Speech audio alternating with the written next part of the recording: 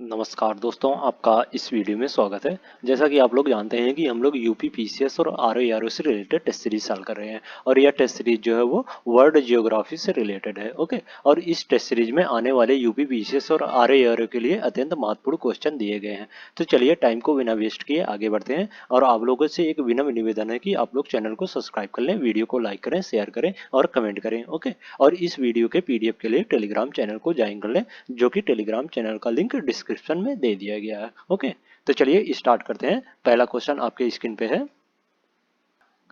पतरण रेखांकन और बैडिंग निम्नलिखित में से किस चट्टान से जुड़े हैं? ऑप्शन ए अग्नेय शैल, ऑप्शन बी है अवसादी शैल, ऑप्शन सी है कयांत्रिक शैल और ऑप्शन डी है उपयुक्त सभी। पतरण रेखांकन और बैडिंग जो है वो कयांत्रिक शैल से जुड़े हैं, तो इसका इसमें सी द राइट आंसर हो जाएगा। ओके, नेक्स्ट क्वेश्चन है, आग्नेय चट्टानों के संदर्भ में निम्नलिखित कथनों पर विचार करें।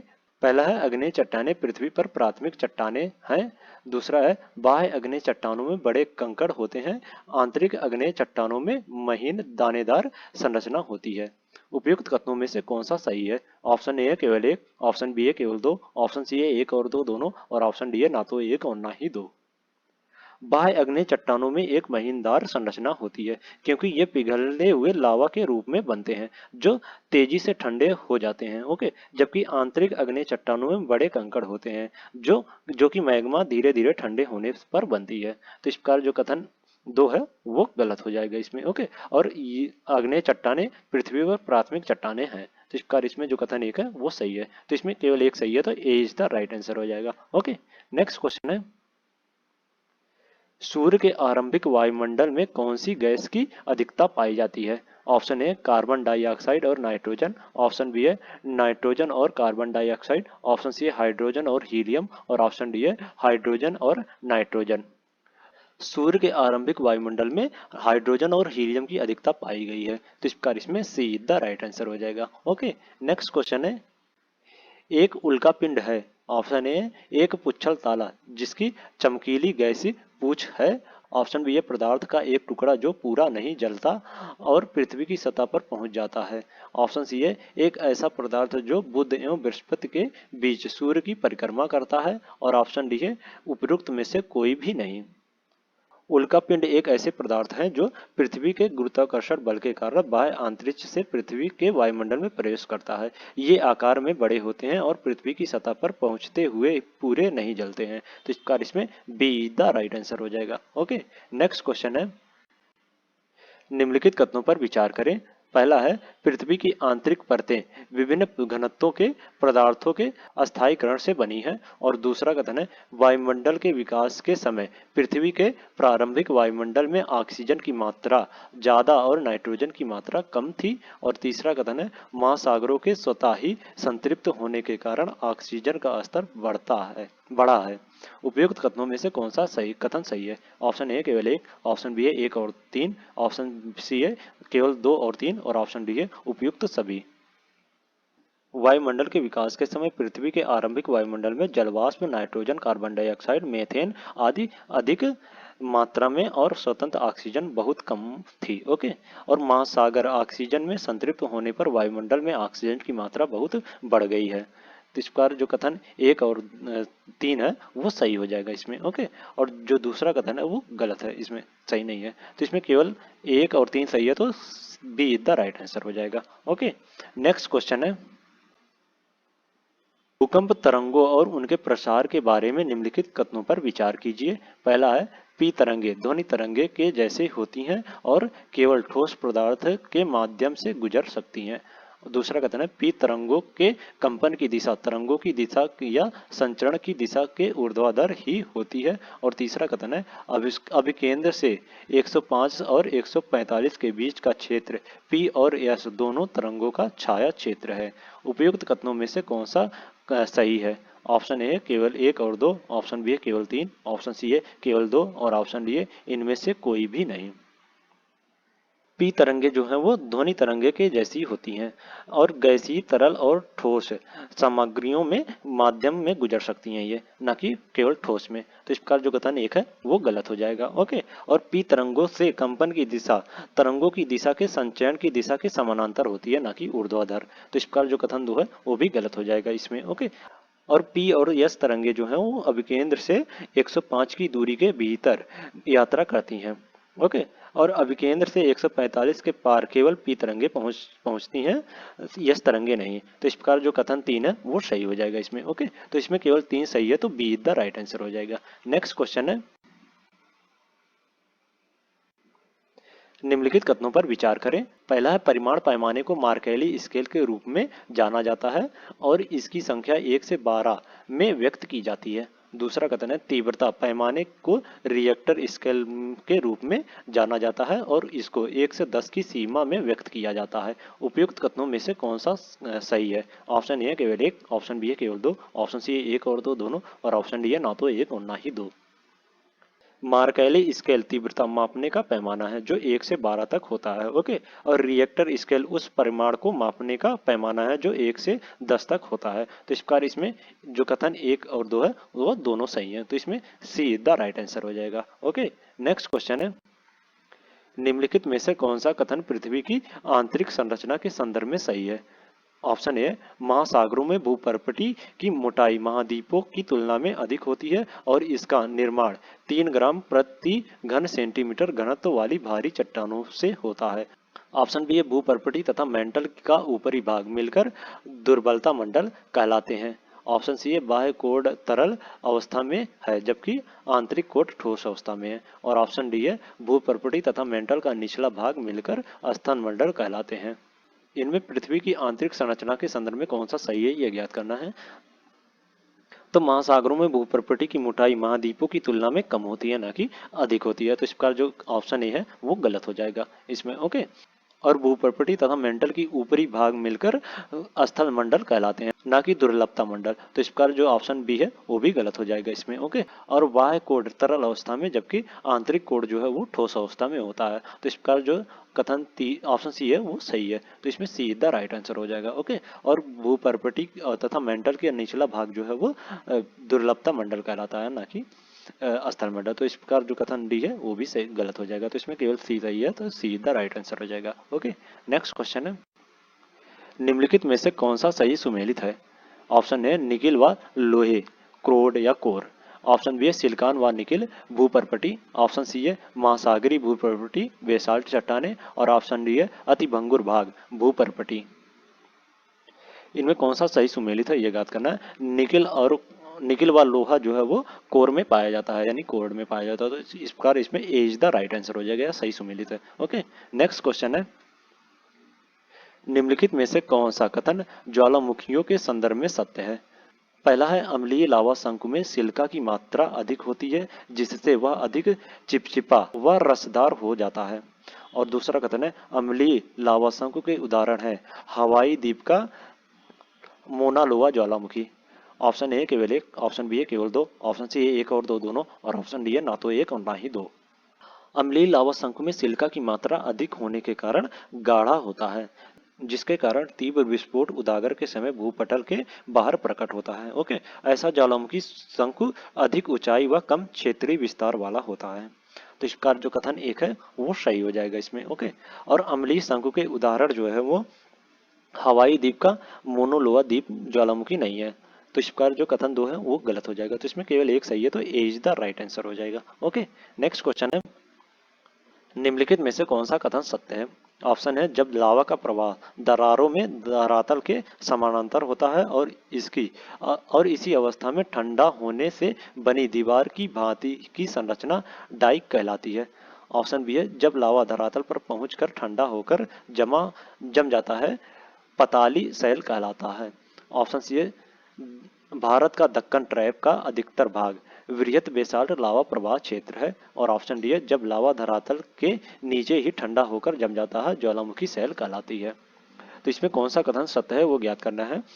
जब लावा का प्रवाह दरारों में धरातल के समकोण होता है और इसी अवस्था में ठंडा होने से बनी दीवार की भांति की संरचना डाइक कहलाती है। तो इस प्रकार जो कथन एक है वो गलत हो जाएगा इसमें। ओके, ये समानांतर नहीं होता बल्कि समकोण पर होता है। ओके, जब लावा धरातल पर पहुंचकर ठंडा होकर जम जाता है तो उसे ज्वालामुखी शैल कहते हैं, ना कि पताली शैल। तो इस प्रकार जो कथन ऑप्शन बी है वो भी गलत हो जाएगा। ओके, और भारत का दक्कन ट्रैप का अधिकतर भाग जो है वो वृहद बेसाल्ट लावा प्रवाह क्षेत्र है। तो इस प्रकार इसमें जो ऑप्शन सी है वो सही है।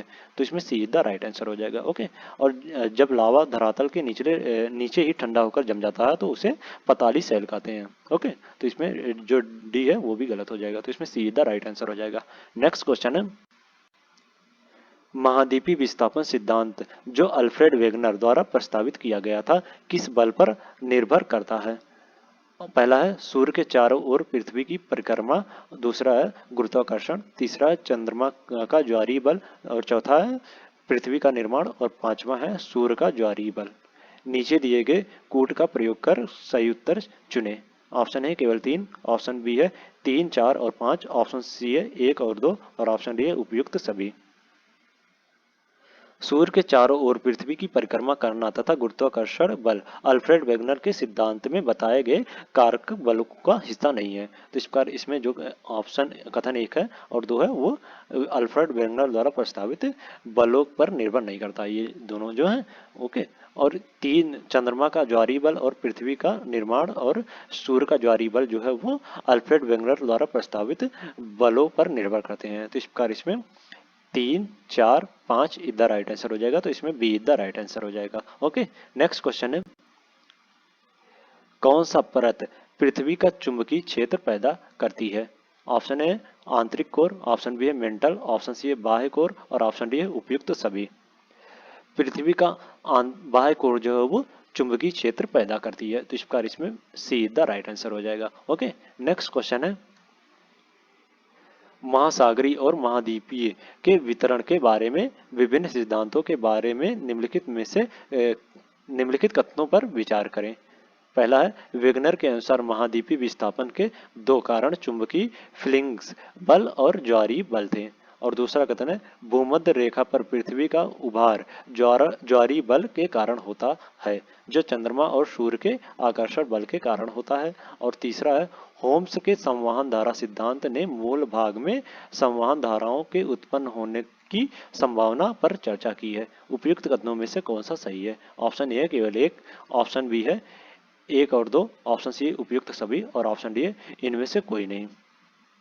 वेगनर के अनुसार महाद्वीपीय विस्थापन के दो कारण ध्रुवीय फ्लिंग्स बल और ज्वारीय बल थे। तो इस प्रकार जो कथन एक है वो सही हो जाएगा इसमें। ओके, और भूमध्य रेखा पर पृथ्वी का उभार जो है वो अभिकेंद्र बल के कारण होता है, ना कि चंद्रमा और सूर्य के आकर्षण बल के कारण। तो इस प्रकार जो कथन दो है वो गलत हो जाएगा इसमें। ओके, और होम्स ने मेंटल भाग में संवहन धाराओं के प्रवाह की चर्चा की है। तो इस प्रकार जो कथन तीन है वो गलत हो जाएगा इसमें। ओके, तो इसमें केवल एक सही है, तो A is the right answer हो जाएगा। नेक्स्ट क्वेश्चन है, निम्नलिखित में से कौन सा कथन भारतीय प्लेट के संचलन से संबंधित नहीं है? ऑप्शन है, भारतीय तथा आर्टिक प्लेट की सीमा महासागरीय कटक से निर्धारित होती है। ऑप्शन बी है, इसकी पूर्वी सीमा किरथर श्रेणी का अनुसरण करती है। और ऑप्शन सी है, भारतीय प्लेट के एशियाई प्लेट की तरफ प्रवाह के दौरान लावा प्रवाह के दक्कन ट्रैप का निर्माण होना। और ऑप्शन डी है, हिमालय पर्वत श्रेणी के साथ पाए जाने वाला प्रविष्टन क्षेत्र इसकी उत्तरी सीमा निर्धारित करता है। इनमें से भारतीय प्लेट के संचालन से संबंधित जो नहीं है वो है, इसकी पूर्वी सीमा किरथर श्रेणी का अनुसरण नहीं करती, बल्कि ये इसकी पश्चिमी सीमा जो है वो किरथर श्रेणी का अनुसरण करती है। तो इस प्रकार जो ऑप्शन बी है वो इससे सही संबंधित नहीं है, सही संबंध नहीं है। तो इसमें बी द राइट आंसर हो जाएगा, ये पश्चिमी सीमा किरथर श्रेणी का अनुसरण करती है। ओके, नेक्स्ट क्वेश्चन है, निम्नलिखित कथनों पर विचार करें।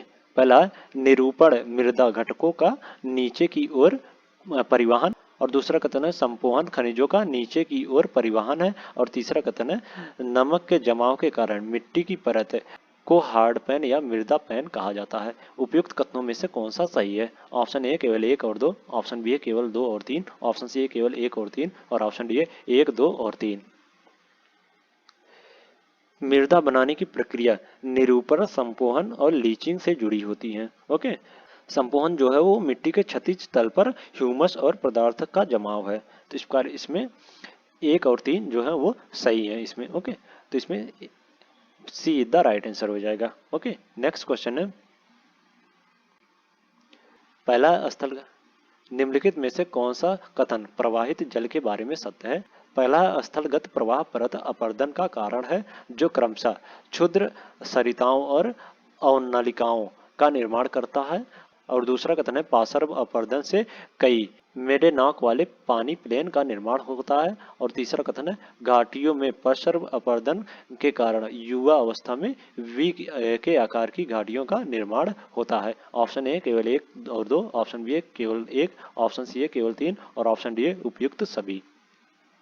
तेज ढाल में पहले परत अपरदन से क्षुद्र सरिताओं का निर्माण होता है। ये क्षुद्र सरिताएं धीरे धीरे लंबी व विस्तृत अवनालिकाओं में विकसित हो जाती हैं। ओके, और अवनालिकाएं जो है वो कायांतर में अधिक गहरी, चौड़ी और लंबाई में विस्तृत होकर एक दूसरे में समाहित होकर घाटियों का जाल बनाती हैं। ओके, और धारा अपरदन से पानी प्लेन बनता है, ना कि पार्श्व अपरदन से। तो इस प्रकार जो कथन 2 है वो गलत हो जाएगा इसमें। ओके, पार्श्व अपरदन जो है वो प्रौढ़ अवस्था चरण में होता है। तो इसका जो कथन 2 है, कथन 3 है वो भी गलत हो जाएगा। तो इसमें केवल एक सही है, तो A is the sorry B is the right answer हो जाएगा इसमें। ओके, नेक्स्ट क्वेश्चन है,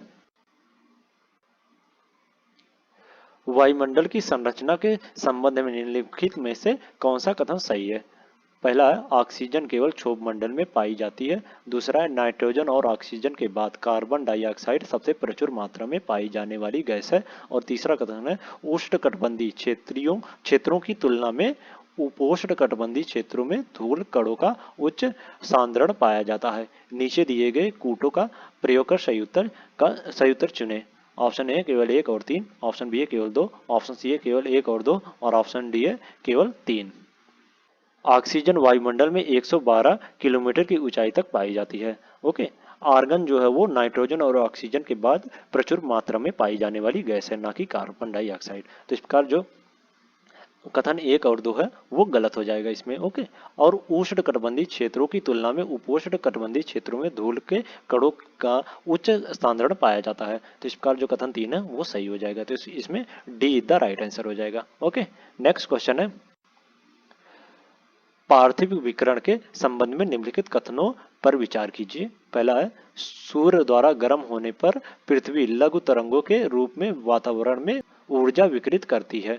और दूसरा कथन है, सूर्य तपन के रूप में प्राप्त ताप की मात्रा पृथ्वी द्वारा पार्थिव विकिरण द्वारा निर्मुक्त मात्रा की तुलना में अधिक होती है। उपयुक्त कथनों में से कौन सा सही है? ऑप्शन ए केवल 1, ऑप्शन बी केवल 2, ऑप्शन सी 1 और 2 दोनों और ऑप्शन डी है ना तो 1 और ना ही 2। पृथ्वी गर्म होने के बाद विकिरणकारी पिंड बन जाती है तथा यह ऊर्जा को दीर्घ तरंगों के रूप में वातावरण में वितरित करती है और इस तरह अपना तापमान बनाए रखती है। ओके, तो इस प्रकार इसमें ये दोनों का जो कथन है वो गलत हो जाएगा। तो इसमें D is the right answer हो जाएगा। ओके, नेक्स्ट क्वेश्चन है, अपसौर की स्थिति है। ऑप्शन है, चंद्रमा की जब वह अपने परिक्रमण के दौरान पृथ्वी के निकटतम होता है। ऑप्शन बी है, पृथ्वी की जब वह अपने परिक्रमण के दौरान सूर्य के निकटतम होती है। और ऑप्शन सी है, चंद्रमा की जब वह अपने परिक्रमण के दौरान पृथ्वी से अधिकतम दूर होता है। और ऑप्शन डी है, पृथ्वी की जब वह अपने परिक्रमण के दौरान सूर्य से अधिकतम दूर होती है। सूर्य के चारों ओर अपने परिक्रमण के दौरान पृथ्वी 3 जनवरी को सूर्य से सर्वाधिक निकट रहती है। ओके, और इस स्थिति को अपसौर कहा जाता है। तो इस प्रकार इसमें बी द राइट आंसर हो जाएगा। ओके, नेक्स्ट क्वेश्चन है, उत्तरी गोलार्ध में ये घास के मैदान अधिकांशतः महाद्वीपों के आंतरिक भाग में अवस्थित है। अतः इन क्षेत्रों में महाद्वीपीयता के प्रभाव के कारण ग्रीष्म ऋतु में तापमान अधिक पाया जाता है, जो 20 डिग्री सेल्सियस से अधिक तक हो जाता है एवं शीत ऋतु भी अत्यधिक ठंडी होती है। उपयुक्त जलवायु दशाएं किस जलवायु प्रदेश की विशेषताएं? ऑप्शन है, चीन तुल्य जलवायु, ऑप्शन बी शीतोष्ण महाद्वीपीय जलवायु, ऑप्शन सी है भूमध्य सागरीय जलवायु और ऑप्शन डी है स्टेपी तुल्य जलवायु। उपरोक्त विशेषताएं जो हैं वो शीतोष्ण महाद्वीपीय जलवायु से संबंधित विशेषताएं हैं। तो इस प्रकार इसमें बी द राइट आंसर हो जाएगा। ओके, नेक्स्ट क्वेश्चन है, निम्नलिखित में से कौन से कारक जलवायु को प्रभावित करते हैं?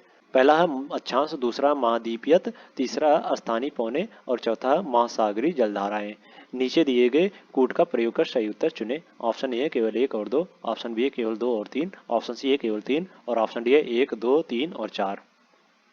जलवायु को प्रभावित करने वाले कारकों में निम्नलिखित शामिल हैं और वे हैं अक्षांश, ऊंचाई, महाद्वीपीयात या समुद्र से दूरी, महासागरीय धाराएं, प्राकृतिक वनस्पति व मृदा, मानवीय गतिविधियां व उच्चवाची दशाएं। ये जो है वो जलवायु को प्रभावित करने वाले कारक हैं। तो इस प्रकार इसमें ये चारों जो हैं वो जलवायु को प्रभावित करने वाले कारक हैं। तो इस प्रकार इसमें 1, 2, 3 और 4 इधर राइट आंसर हो जाएगा। तो इसमें डी द राइट आंसर हो जाएगा। ओके, नेक्स्ट क्वेश्चन है, टॉर्नेडो के निर्माण के लिए उत्तरदायी दशाएं हैं। पहला है वायुमंडल में अत्यधिक अस्थिरता, दूसरा है धरातली सतह के पास वायु दाब का प्रबल अभिसरण और तीसरा है ऊंचाई के साथ तापमान में तेजी से परिवर्तन। नीचे दिए गए कूट का प्रयोग कर सही उत्तर चुने। ऑप्शन ए केवल 1 और 2, ऑप्शन बी केवल 2 और 3, ऑप्शन सी केवल 3 और ऑप्शन डी 1, 2 और 3। टॉर्नेडो के निर्माण के लिए निम्नलिखित दशाओं का होना आवश्यक है। पहला है वायुमंडल में अत्यधिक अस्थिरता या केंद्र और परिध के वायुदाबों में अंतर। ओके, और धरातली सतह के पास वायु का प्रबल अभिसरण, धरातली सतह के ऊपर वायु का व्यापक अपसरण और निचली परत में आर्द्र वायुराशि की स्थिति, ऊंचाई के साथ तापमान में तीव्र परिवर्तन, वायु के घूर्णन के लिए पहले से स्थापित क्रियाविधि। ये जो है वो टॉर्नेडो के निर्माण के लिए उत्तरदायी दशाएं हैं। तो इस प्रकार इसमें 1, 2, 3 ये तीनों जो है वो टॉर्नेडो के निर्माण के लिए उत्तरदायी दशाएं हैं। तो इस प्रकार इसमें D is the right answer हो जाएगा। ओके, नेक्स्ट क्वेश्चन है, शीतोष्ण कटिबंधीय चक्रवात और उष्ण कटिबंधीय चक्रवात में अंतर के संदर्भ में निम्नलिखित कथनों पर विचार कीजिए। पहला, शीतोष्ण कटिबंधीय चक्रवात की उत्पत्ति सागरों पर होती है जबकि उष्ण कटिबंधीय चक्रवात की जल और स्थल दोनों पर होती है। दूसरा कथन है, शीतोष्ण कटिबंधीय चक्रवात अत्यधिक विनाशकारी होते हैं जबकि उष्ण कटिबंधीय चक्रवात में पवन व वेग अपेक्षाकृत कम है। उपयुक्त कथनों में से कौन सा सही है? ऑप्शन ए केवल 1, ऑप्शन बी केवल 2, ऑप्शन सी 1 और 2 दोनों और ऑप्शन डी ना तो 1 और ना ही 2। शीतोष्ण कटिबंधीय चक्रवात की उत्पत्ति जो है वो जल और स्थल दोनों पर होती है जबकि उष्ण कटिबंधीय चक्रवात की उत्पत्ति जो है वो सागरों पर होती है। तो इस प्रकार जो कथन एक है वो गलत हो जाएगा इसमें। ओके, और शीतोष्ण कटिबंधीय चक्रवात अपेक्षाकृत कम विनाशकारी होती है। ओके, जबकि उष्ण कटिबंधीय चक्रवात जो है वो अपेक्षाकृत अधिक विनाशकारी होती है। तो इस प्रकार जो कथन 2 है वो भी गलत हो जाएगा। तो इसमें 1 और 2 दोनों गलत है, तो D is the right answer हो जाएगा। ओके, नेक्स्ट क्वेश्चन है, पच्छाद मेघ के संदर्भ में निम्नलिखित कथनों पर विचार कीजिए। पहला है, इनका निर्माण 6000 से 12000 मीटर की ऊंचाई पर होता है। दूसरा है, ये गोलाकार रूप पंक्तियों या लहरों में पाए जाते हैं। उपयुक्त कथनों में से कौन सा सही है? ऑप्शन ए केवल 1, ऑप्शन बी केवल 2, ऑप्शन सी 1 और 2 दोनों और ऑप्शन डी है ना तो 1 और ना ही 2। पच्छाद मेघ का निर्माण जो है वो 6000 से 12000 मीटर की ऊंचाई पर होता है। तो इसका जो कथन एक है वो सही हो जाएगा इसमें। ओके, और पच्छाद मेघ जब आकाश में पृथक पृथक तथा अनियमित क्रम में फैले होते हैं न कि गोलाकार पंक्तियों के रूप में या लारों में होते हैं। तो इसका जो कथन 2 है वो गलत हो जाएगा। तो इसमें केवल एक सही है, तो A is the right answer हो जाएगा। ओके, नेक्स्ट क्वेश्चन है, निम्नलिखित में से कौन सी प्रक्रियाएं वायुमंडलीय तपन और शीतलन के लिए उत्तरदायी है? पहला प्रकीर्णन, दूसरा अपवर्तन, तीसरा अभिवाहन और चौथा है एल्बिडो। नीचे दिए गए कूट का प्रयोग कर सही उत्तर चुने। ऑप्शन ए केवल 1 और 2, ऑप्शन बी केवल 2 और 3, ऑप्शन सी केवल 3 और ऑप्शन डी 1, 2, 3 और 4। वायुमंडल के तपन और शीतलन के लिए निम्नलिखित प्रक्रियाएं उत्तरदायी होती हैं। ओके, और वे हैं विकिरण, चालन, संवाहन, अभिवाहन, प्रकीर्णन, अपवर्तन और एल्बिडो। तो इस प्रकार इसमें ये चारों जो है वो वायुमंडलीय तपन और शीतलन के लिए उत्तरदायी हैं। तो इस प्रकार इसमें 1, 2, 3 और 4 इज द राइट आंसर हो जाएगा। तो इसमें D is the right answer हो जाएगा। ओके, नेक्स्ट क्वेश्चन है, कभी कभी सुर्खियों में रहने वाले ग्रेट रेड स्पॉट निम्नलिखित में से किससे संबंधित है? ऑप्शन ए बृहस्पति ग्रह, ऑप्शन बी है मंगल ग्रह, ऑप्शन सी है शनि ग्रह और ऑप्शन डी है चंद्रमा। कभी कभी सुर्खियों में रहने वाले ग्रेट रेड स्पॉट जो है वो मंगल ग्रह से बृहस्पति ग्रह से संबंधित है। तो इस प्रकार इसमें ए इज द राइट आंसर हो जाएगा। ओके, नेक्स्ट क्वेश्चन है, बिग बैंग की परिकल्पना के संदर्भ में निम्नलिखित में से कौन सा कथन सही है? पहला है, इस परिकल्पना के तहत ब्रह्मांड का विस्तार आज भी जारी है। दूसरा है, इस परिकल्पना के अनुसार ब्रह्मांड की उत्पत्ति जिन पदार्थों से हुई है उनका आयतन अत्यधिक सूक्ष्म एवं तापमान तथा घनत्व अनंत था। नीचे दिए गए कूट का प्रयोग कर सही उत्तर चुने। ऑप्शन ए केवल एक, ऑप्शन बी है केवल दो, ऑप्शन सी है एक और दो दोनों और ऑप्शन डी है ना तो एक और ना ही दो। ब्रह्मांड की उत्पत्ति संबंधित सर्वमान्य सिद्धांत बिग बैंग सिद्धांत है। ओके, और 1920 में एडविन हब्बल ने प्रमाण दिया कि ब्रह्मांड का विस्तार हो रहा है। इस सिद्धांत के अनुसार आरंभ में भी सभी पदार्थ जिनसे ब्रह्मांड की उत्पत्ति हुई है एकीकरण प्रमाण के रूप में एक ही स्थान पर अवस्थित थे। ओके, इन पदार्थों का आयतन अत्यधिक निम्न तथा तापमान व घनत्व जो है वो अनंत था। तो इस प्रकार इसमें जो कथन एक है वो भी सही हो जाएगा और कथन जो दो है वो भी सही हो जाएगा। तो इसमें एक और दो दोनों सही है, तो सी द राइट आंसर हो जाएगा। ओके, नेक्स्ट क्वेश्चन है, गोल्डी लॉक्स जोन के संदर्भ में निम्नलिखित कथनों पर विचार कीजिए। एक लॉक्स होना चाहिए, एक गलत। ओके, पहला है, यह प्रत्येक ग्रह के अंदर एक निवास योग्य क्षेत्र होता है। दूसरा है, यह ना तो अत्यधिक गर्म होता है और ना ही अत्यधिक ठंडा होता है। उपयुक्त कथनों में से कौन सा सही है? ऑप्शन ए केवल एक, ऑप्शन बी है केवल दो, ऑप्शन सी है एक और दो दोनों और ऑप्शन डी है ना तो एक और ना ही दो। गोल्डीलॉक्स जोन जो है वो तारे के आसपास का एक निवास योग्य क्षेत्र होता है, ना कि ग्रह के अंदर। तो इस प्रकार जो कथन एक है वो गलत हो जाएगा इसमें। ओके, और यह जो है ना तो अधिक गर्म होता है और ना ही अधिक ठंडा होता है। तो इस प्रकार इसमें जो कथन दो है वो सही हो जाएगा। तो इसमें केवल दो सही है, तो B is the right answer हो जाएगा। ओके, नेक्स्ट क्वेश्चन है, निम्नलिखित कथनों पर विचार कीजिए। पहला है, यदि पृथ्वी सूर्य की परिक्रमा न करती तो सर्वत्र दिन रात बराबर होते। दूसरा कथन है, यदि पृथ्वी अपनी ध्रुव पर झुकी न होती तो एक गोलार्ध में दिन सदा ही बड़े रातें छोटी रहती, जबकि दूसरे गोलार्ध में रात बड़ी और दिन छोटी होते। उपयुक्त कथनों में से कौन सा सही है? ऑप्शन ए केवल एक, ऑप्शन बी केवल दो, ऑप्शन सी एक और दो दोनों और ऑप्शन डी है ना तो एक और ना ही दो। यदि पृथ्वी अपने ध्रुव पर झुकी न होती तो सदा दिन रात बराबर होते। इसी प्रकार यदि पृथ्वी सूर्य की परिक्रमा न करती तो गोलार्ध में दिन सदा ही बड़े और रात छोटी रहती, जबकि दूसरे गोलार्ध में रात बड़ी और दिन छोटी होती। तो इस प्रकार जो कथन एक है वो गलत हो जाएगा और कथन दो है जो है वो भी गलत हो जाएगा। ये झुकाव के कारण नहीं बल्कि परिक्रमण के कारण होता है और ये परिक्रमण के कारण नहीं बल्कि झुकाव के कारण होता है। तो इस प्रकार इसमें एक और दो दोनों कथन जो है वो गलत हो जाएगा। तो इसमें डी द राइट आंसर हो जाएगा। ओके, नेक्स्ट क्वेश्चन है, निम्नलिखित में से कौन सी आपदाओं को प्राकृतिक आपदा के रूप में वर्गीकृत किया जा सकता है? पहला है हिमस्खलन, दूसरा है चक्रवात, तीसरा है कीट संक्रमण। नीचे दिए गए कूट का प्रयोग कर सही उत्तर चुने। ऑप्शन ए केवल एक और दो, ऑप्शन बी केवल दो और तीन, ऑप्शन सी केवल एक और या तीन तीन और ऑप्शन डी है एक दो और तीन। हिमस्खलन, चक्रवात और कीट संक्रमण जो है वो प्राकृतिक आपदाओं है। तो इस प्रकार इसमें डी द राइट आंसर हो जाएगा। ओके, नेक्स्ट क्वेश्चन है, जापान में मत्स्य व्यवसाय के संदर्भ में निम्नलिखित कथनों पर विचार कीजिए। पहला है, जापान द्वीपों का देश है जहां कटी फटी तटरेखा पर बंदरगाह अवस्थित है। और दूसरा कथन है, जापान में बड़ी संख्या में नदियों में मछली पकड़ी जाती है। और तीसरा कथन है, जापान में केवल 16% कृषि योग्य भूमि है और भोजन की कमी रहती है। उपयुक्त कथनों में से कौन सा सही है? ऑप्शन ए केवल एक और दो, ऑप्शन बी केवल दो और तीन, ऑप्शन सी केवल एक और तीन और ऑप्शन डी एक दो और तीन।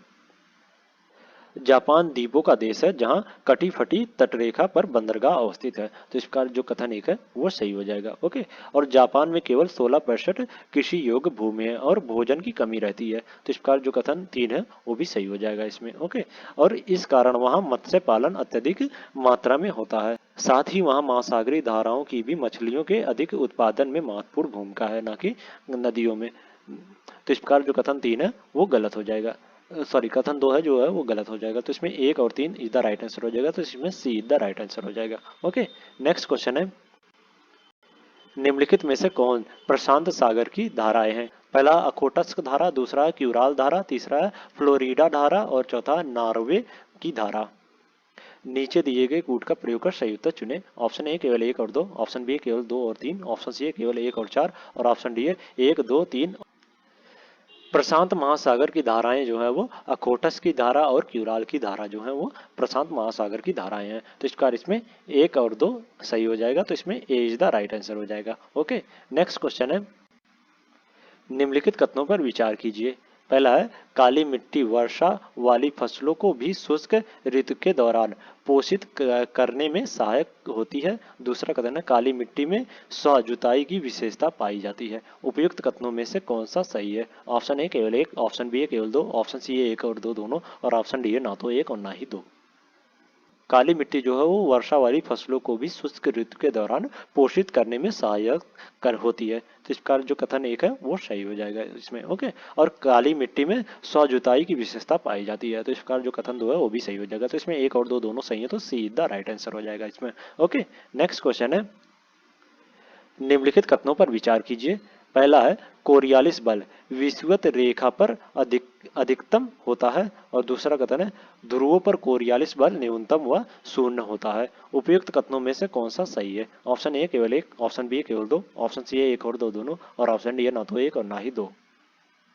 कोरियालिस बल जो है वो ध्रुवों पर अधिकतम होता है, ना कि विषुवत रेखा पर। तो इसका जो कथन एक है वो गलत हो जाएगा। ओके, और ध्रुवों पर कोरियालिस बल जो है वो अधिकतम होता है, न्यूनतम जो है वो विषुवत रेखा पर होता है। तो इस प्रकार जो कथन दो है वो भी गलत हो जाएगा। तो इसमें एक और दो दोनों गलत हैं, तो डी द राइट आंसर हो जाएगा। ओके, नेक्स्ट क्वेश्चन है, महाद्वीपीय सेल के संदर्भ में निम्नलिखित कथनों पर विचार कीजिए। पहला है महाद्वीपीय सेल्फ मूल्यवान संसाधनों से समृद्ध होती है और दूसरा कथन है महाद्वीपीय सेल्फ पर समुद्री जीव नहीं पाए जाते हैं। उपयुक्त कथनों में से कौन सा सही है? ऑप्शन ए केवल एक, ऑप्शन बी केवल दो, ऑप्शन सी एक और दो दोनों और ऑप्शन डी है ना तो एक और ना ही दो। महाद्वीपीय शेल्फ पर सागरीय अधस्तल पर रहने वाले समुद्री जीव अत्यधिक मात्रा में पाए जाते हैं, न कि महाद्वीपीय शेल्फ पर समुद्री जीव नहीं पाए जाते। तो इसका जो कथन दो है वो गलत हो जाएगा। महाद्वीपीय शेल्फ में समुद्री जीव पाए और महाद्वीपीय शेल्फ मूल्यवान संसाधनों से समृद्ध होता है। तो इसका जो कथन एक है वो सही हो जाएगा। तो इसमें केवल एक सही है, तो A is the right answer हो जाएगा। ओके, नेक्स्ट क्वेश्चन है, मृदा निर्माण प्रक्रिया को नियंत्रित करने वाले कारकों में निम्नलिखित में से कौन सा सम्मिलित है? पहला है स्थलाकृति, दूसरा है महासागरीय धाराएं, तीसरा है जलवायु, चौथा है सूर्य का प्रकाश और पांचवा है समय। नीचे दिए गए कूट का प्रयोग कर सही उत्तर चुने। ऑप्शन ए केवल एक और दो, ऑप्शन बी केवल दो और तीन, ऑप्शन सी एक केवल एक दो और पांच, ऑप्शन सी केवल एक दो तीन और पांच। मृदा निर्माण प्रक्रिया को नियंत्रित करने वाले कारक जो हैं वो स्थलाकृति, महासागरीय धाराएं, जलवायु और समय, ये चारों जो हैं वो मृदा निर्माण प्रक्रिया को नियंत्रित करने वाले कारक हैं। तो इस प्रकार इसमें एक दो तीन और पांच द राइट आंसर हो जाएगा। तो इसमें डी द राइट आंसर हो जाएगा। ओके, नेक्स्ट क्वेश्चन है, नदी की धारा अपनी वृद्धावस्था में निम्नलिखित में से कौन सी आकृति का निर्माण करती है? ऑप्शन पहला है वी आकार की घाट, दूसरा है विसर्प, तीसरा है प्राकृतिक बांध। नीचे दिए गए कूट का प्रयोग कर सही उत्तर चुने। ऑप्शन ए केवल एक और दो, ऑप्शन बी केवल दो और तीन, ऑप्शन सी केवल एक और तीन और ऑप्शन डी एक दो और तीन। नदी की वृद्धावस्था इसकी अंतिम अवस्था होती है। इस अवस्था में सहायक नदियां बहुत कम और मंद ढाल वाली होती हैं। ओके, और नदी की धाराएं ढाल के विस्तृत मैदान में मुक्त रूप से प्रवाह होते हुए विसर्प और प्राकृतिक बांध और गोखुर झीलों का निर्माण करती हैं। तो इस प्रकार इसमें दो और तीन जो है वो नदी की धारा अपनी वृद्धावस्था में आकृति का निर्माण करती हैं। ओके, तो इसमें एक और दो सही हो जाएगा। तो इसमें बी द राइट आंसर हो जाएगा। ओके, और वी आकार की घाट का निर्माण नदी की युवा अवस्था में होती है। ओके, नेक्स्ट क्वेश्चन है, निम्नलिखित कथनों पर विचार कीजिए। पहला है ऊंचाई बढ़ने के साथ तापमान में वृद्धि होती जाती है। दूसरा कथन है ऊंचाई बढ़ने के साथ वायुदाब में कमी होती जाती है। उपयुक्त कथनों में से कौन सा सही नहीं है? ऑप्शन ए केवल एक, ऑप्शन बी केवल दो, ऑप्शन सी एक और दो दोनों और ऑप्शन डी ना तो एक और ना ही दो। ऊंचाई बढ़ने के साथ तापमान में वृद्धि नहीं बल्कि तापमान में कमी होती है। तो इसका जो ऑप्शन कथन एक है वो सही नहीं है। तो इसमें ए इज द राइट आंसर हो जाएगा। तो और ऊंचाई बढ़ने के साथ वायु दाब में कमी होती है। तो ये जो है वो सही है, ये जो कथन है वो गलत है। तो इसमें कौन सा सही नहीं है ये पूछा है, तो इसमें केवल एक सही नहीं है, तो A is the right answer हो जाएगा। ओके, नेक्स्ट क्वेश्चन है, निम्नलिखित कथनों पर विचार कीजिए।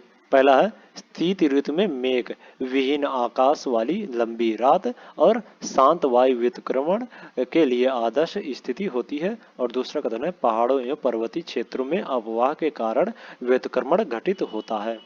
उपयुक्त कथनों में से कौन सा सही है? ऑप्शन ए केवल एक, ऑप्शन बी केवल दो, ऑप्शन सी है एक और दो दोनों, और ऑप्शन डी है ना तो एक और ना ही दो। शीत ऋतु में मेघ विहीन आकाश वाली लंबी रात और शांत वायु व्यतिक्रमण के लिए आदर्श स्थिति होती है। तो इस प्रकार जो कथन एक है वो सही हो जाएगा। ओके, और पहाड़ों एवं पर्वतीय क्षेत्रों में अपवाह के कारण व्यतिक्रमण घटित होता है। तो इस प्रकार जो कथन दो है वो भी सही हो जाएगा। तो इसमें एक और दो दोनों सही है, तो सी द राइट आंसर हो जाएगा। ओके, नेक्स्ट क्वेश्चन है, किसी भी स्थान वायु का तापमान निम्नलिखित में से कौन से कारकों से प्रभावित होता है? पहला, स्थान का अक्षांश, दूसरा स्थान की ऊंचाई, तीसरा है गर्म और ठंडी महासागरीय धाराओं उपस्थित। नीचे दिए गए कूट का प्रयोग कर सही उत्तर चुने। ऑप्शन ए एक, दो और तीन, ऑप्शन बी है एक और तीन, और ऑप्शन सी है दो और तीन, और ऑप्शन डी है केवल एक। किसी भी स्थान पर वायु का तापमान जो है वो निम्न द्वारा प्रभावित होता है: स्थान का अक्षांश, स्थान की ऊंचाई, समुद्र से दूरी, गर्म और ठंडी महासागरीय धाराओं की उपस्थिति, और स्थानीय पहलू। ओके, तो इस प्रकार इसमें जो ये तीनों जो कथन है वो वायु की तापमान को प्रभावित करने वाले कारक हैं। ओके, तो इसमें एक, दो, तीन इज द राइट आंसर हो जाएगा। तो इसमें ए इज द राइट आंसर हो जाएगा। ओके, नेक्स्ट क्वेश्चन है, निम्नलिखित में से कौन सा युग्म सही सुमेलित है? पहला है एल्बिडो, पृथ्वी के सौर विकिरण की प्रतिबिंबित मात्रा का प्रतिशत। दूसरा है तापमान में वृद्धि, ऊंचाई में वृद्धि के साथ तापमान में गिरावट। और तीसरा है पाथर्व विकिरण, ग्रीन हाउस गैस द्वारा अवशेषित लंबी तरंग विकिरण। अल्बिडो जो है वो पृथ्वी से सौर विकिरण की प्रतिबिंबित मात्रा का प्रतिशत होता है। तो इस प्रकार जो कथन एक है वो सही हो जाएगा इसमें। ओके, तापमान में वृद्धि जो है वो ऊंचाई में वृद्धि के साथ तापमान में गिरावट होती है, ना कि तापमान में वृद्धि होती है। तो इस प्रकार जो कथन दो है वो गलत हो जाएगा इसमें। ओके, और पार्थिव किरण जो है वो ग्रीन हाउस गैस द्वारा अवशोषित लंबी तरंग विकिरण है। तो इस प्रकार जो कथन तीन है वो सही हो जाएगा। तो इसमें एक और तीन सही है, तो C be the right answer हो जाएगा इसमें। ओके, नेक्स्ट क्वेश्चन है, निम्नलिखित में से कौन सा युग्म सही सुमेलित नहीं है? पहला, आइसोबार, समदाब वाले स्थानों को मिलाने वाली रेखा। दूसरा, आइसो हाइट, महासागर में समान लवणता वाले स्थानों को मिलाने वाली रेखा। और ऑप्शन सी है आइसोथर्मल, समताप वाले स्थानों को मिलाने वाली रेखा। और ऑप्शन डी है आइसोटेक, समान वायु की गति वाले स्थानों को मिलाने वाली रेखा। इनमें से कौन सा सुमेलित नहीं है ये ज्ञात करना है। तो जो आइसो हाइट होता है वो वर्षा की समान मात्रा वाले बिंदुओं को मिलाने वाली रेखा होती है, ना कि महासागर में समान लवणता वाले स्थानों को मिलाने वाली रेखा। तो इस प्रकार जो ऑप्शन बी है वो सही सुमेलित नहीं है, तो इसमें बी द राइट आंसर हो जाएगा। ओके, नेक्स्ट क्वेश्चन है, अंतर उष्णकटिबंधीय अपसरण क्षेत्र ITC-Z के संदर्भ में निम्नलिखित कथनों पर विचार कीजिए। पहला है, यह भूमध्य रेखा पर स्थित एक उच्च दाब क्षेत्र है। दूसरा है, ग्रीष्म ऋतु में ITC-Z का ऊपर की ओर स्थानांतर दक्षिण पश्चिमी मानसून के आरंभ का कारण बनता है। और तीसरा कथन है, उत्तर पूर्वी मानसून का आरंभ होना ITC-Z के स्थानांतर से स्वतंत्र है। उपयुक्त कथनों में से कौन सा सही है? ऑप्शन ए केवल एक और दो, ऑप्शन बी केवल दो, ऑप्शन सी है एक और तीन, और ऑप्शन डी है एक, दो और तीन। अंतर उष्णकटिबंधीय अभिसरण क्षेत्र ICTZ भूमध्य रेखा पर स्थित एक निम्न दाब क्षेत्र है, ना कि उच्च दाब क्षेत्र। तो इस प्रकार जो कथन एक है वो गलत हो जाएगा। ओके, और ग्रीष्म ऋतु में ITC-Z का ऊपर की ओर स्थानांतरण जो है वो दक्षिण पश्चिम मानसून के आरंभ का कारण बनता है। तो इस प्रकार जो कथन दो है वो सही हो जाएगा इसमें। ओके, और उत्तर पूर्वी मानसून का आरंभ होना जो है वो ITC-Z के स्थानांतरण से स्वतंत्र नहीं है। तो इस प्रकार जो कथन तीन है वो गलत हो जाएगा। तो इसमें केवल दो सही है, तो बी द राइट आंसर हो जाएगा इसमें। ओके, नेक्स्ट क्वेश्चन है, निम्नलिखित में से कौन से बल पवन की गति और दिशा को प्रभावित करते हैं? पहला है दाब प्रवणता बल, दूसरा है घर्षण बल, तीसरा है कोरियालिस बल। नीचे दिए गए कूट का प्रयोग कर सही उत्तर चुनें। ऑप्शन ए है केवल 1 और 3, ऑप्शन बी है केवल 1 और 2, ऑप्शन सी है केवल 2 और 3 और ऑप्शन डी है 1, 2 और 3। पवन की गति और दिशा को प्रभावित करने वाले बल जो है वो प्रवणता बल, घर्षण बल और कोलियस बल, ये तीनों जो है वो पवन की गति को प्रभावित करने वाले बल हैं। तो इस प्रकार इसमें 1, 2, 3 इज द राइट आंसर हो जाएगा। तो इसमें D is the right answer हो जाएगा। ओके, नेक्स्ट क्वेश्चन है, एल नीनो के संदर्भ में निम्नलिखित कथनों पर विचार कीजिए। पहला है, यह ठंडी विषुवत रेखीय जलधारा का विस्तार है। दूसरा है, इसके परिणाम स्वरूप विषुवत रेखीय वायुमंडलीय परिसंचारण का विरूपण होता है। और तीसरा है, इसके परिणाम स्वरूप सागरी जल के वाष्पीकरण में अनियमितता उत्पन्न होती है। उपयुक्त कथनों में से कौन सा सही है? ऑप्शन ए केवल 1, ऑप्शन बी है केवल 2 और 3, ऑप्शन सी है केवल 1 और 3 और ऑप्शन डी है 1, 2 और 3। एल नीनो जो है वो गर्म विषुवत रेखीय जलधारा का विस्तार है, ना कि ठंडी। तो इस प्रकार जो कथन एक है वो गलत हो जाएगा। ओके, और इसके परिणाम स्वरूप विषुवत रेखीय वायुमंडलीय परिसंचरण का विरूपण होता है। तो इस प्रकार जो कथन दो है वो सही हो जाएगा इसमें। ओके, और इसके परिणाम स्वरूप सागरी जल के वाष्पीकरण में अनियमितता उत्पन्न हो जाती है। तो इस प्रकार जो कथन 3 है वो भी सही हो जाएगा। तो इसमें 1, 2, तो इसमें 2 और 3 इज द राइट आंसर हो जाएगा। तो इसमें B is the right answer हो जाएगा। ओके, नेक्स्ट क्वेश्चन है, यह गहरे भूरे रंग का कम ऊंचाई वाला मेघ होता है। यह हिम या जल के रूप में निरंतर वर्षा करता है। यह धरातल से 3000 मीटर की ऊंचाई पर पाया जाता है। उपरोक्त परिच्छेद में निम्नलिखित में से किस मेघ का वर्णन किया गया है? ऑप्शन ए पच्छाव स्तरीय मेघ, ऑप्शन बी है स्तरीय कपासी मेघ, ऑप्शन सी है पच्छाव कपासी मेघ और ऑप्शन डी है वर्षा स्तरीय मेघ। उपरोक्त परिच्छेद में जो है वो वर्षा स्तरीय मेघ का वर्णन किया गया है। तो इस प्रकार इसमें D is the right answer हो जाएगा। ओके, नेक्स्ट क्वेश्चन है, निम्नलिखित में से किस स्थिति में संघनन होगा? पहला है, वायु का आयतन नियत हो एवं तापमान ओसांक तक गिर जाए। दूसरा है, वायु का आयतन और तापमान दोनों ही कम हो जाए। तीसरा है, वर्षा के दौरान हवा से जलवाष्प को हटा दिया जाए। ऑप्शन ए है केवल 1 और 2, ऑप्शन बी है केवल 2, ऑप्शन सी है केवल 2 और 3 और ऑप्शन डी है उपयुक्त सभी। वायु का आयतन नियत हो एवं तापमान ओसांक तक गिर जाए। वायु पर्याप्त जलवाष्प धारण करने में सक्षम नहीं है। ओके, तो संघनन होता है। तो इस प्रकार जो कथन 1 और 2 है वो सही हो जाएगा इसमें। ओके, तो इसमें ए इज द राइट आंसर हो जाएगा। नेक्स्ट क्वेश्चन है, भारतीय उपमहाद्वीप की जलवायु कौन सी है? ऑप्शन है उष्णकटिबंधीय मानसूनी जलवायु, ऑप्शन बी है उष्णकटिबंधीय आर्द्र जलवायु, ऑप्शन सी है उष्णकटिबंधीय आर्द्र एवं शुष्क जलवायु और ऑप्शन डी है उपोष्णकटिबंधीय जलवायु।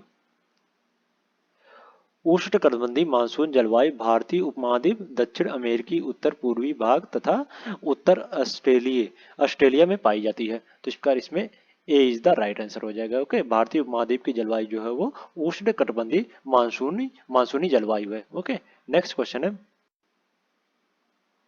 मानव भूगोल से संबंधित निम्नलिखित कथनों को ध्यानपूर्वक पढ़ें तथा सत्य उत्तर का चुनाव करें। पहला है, ऑप्शन ए, मानव भूगोल में सम्मिलित है सामाजिक, सांस्कृतिक और जनसंख्या या अधिवास भूगोल। ऑप्शन बी है, मानव भूगोल में सम्मिलित है सामाजिक, सांस्कृतिक, जनसंख्या या अधिवास, आर्थिक, ऐतिहासिक और राजनीतिक भूगोल। ऑप्शन सी है, मानव भूगोल में सम्मिलित है केवल ऐतिहासिक और राजनीतिक भूगोल और ऑप्शन डी है, मानव भूगोल में केवल सामाजिक और अधिवास भूगोल है। मानव भूगोल भूगोल की प्रमुख शाखा है जिसके अंतर्गत मानव की उत्पत्ति से लेकर वर्तमान समय तक उसके पर्यावरण के साथ संबंधों का अध्ययन किया जाता है। ओके, और मानव भूगोल में सम्मिलित सामाजिक या सांस्कृतिक, जनसंख्या या अधिवास, आर्थिक, ऐतिहासिक और राजनीतिक भूगोल। तो इस प्रकार इसमें बी द राइट आंसर हो जाएगा। ओके, नेक्स्ट क्वेश्चन है, वृक्षाकार अपवाह तंत्र के संदर्भ में निम्नलिखित कथनों पर विचार कीजिए। पहला है, जब नदियां पर्वत से निकलकर सभी दिशाओं में प्रवाहित होती हैं तो इसे वृक्षाकार अपवाह तंत्र कहते हैं। दूसरा कथन है, हिमालय की नदियां वृक्षाकार अपवाह तंत्र का अनुसरण करती हैं। उपयुक्त कथनों में से कौन सा सही है? ऑप्शन ए केवल 1, ऑप्शन बी है केवल 2, ऑप्शन सी है 1 और 2 दोनों और ऑप्शन डी है ना तो 1 और ना ही 2। जो अपवाह प्रतिरूप पेड़ की शाखा के अनुरूप हो उसे वृक्षाकार प्रतिरूप कहा जाता है। जैसे हिमालय की नदियां जो है वो वृक्षाकार अपवाह तंत्र का अनुसरण करती हैं। तो इस प्रकार इसमें जो कथन एक है वो सही हो जाएगा और कथन जो दो है, सॉरी, कथन एक जो है वो गलत हो जाएगा और कथन दो जो है वो सही हो जाएगा इसमें। ओके, तो इसमें केवल दो सही है, तो B is the right answer हो जाएगा। ओके, तो आज के लिए इतना ही। अगले नेक्स्ट वीडियो में हम लोग इसी टेस्ट सीरीज से नेक्स्ट 50 क्वेश्चन लेके आएंगे। अगर वीडियो अच्छी लगी हो तो वीडियो को लाइक कर दें और इसी प्रकार के वीडियो के लिए चैनल को सब्सक्राइब कर लें। ओके, और इस वीडियो के पीडीएफ के लिए टेलीग्राम चैनल को ज्वाइन कर लें, जो कि टेलीग्राम चैनल का लिंक डिस्क्रिप्शन में दे दिया गया है। Okay, thank you so much.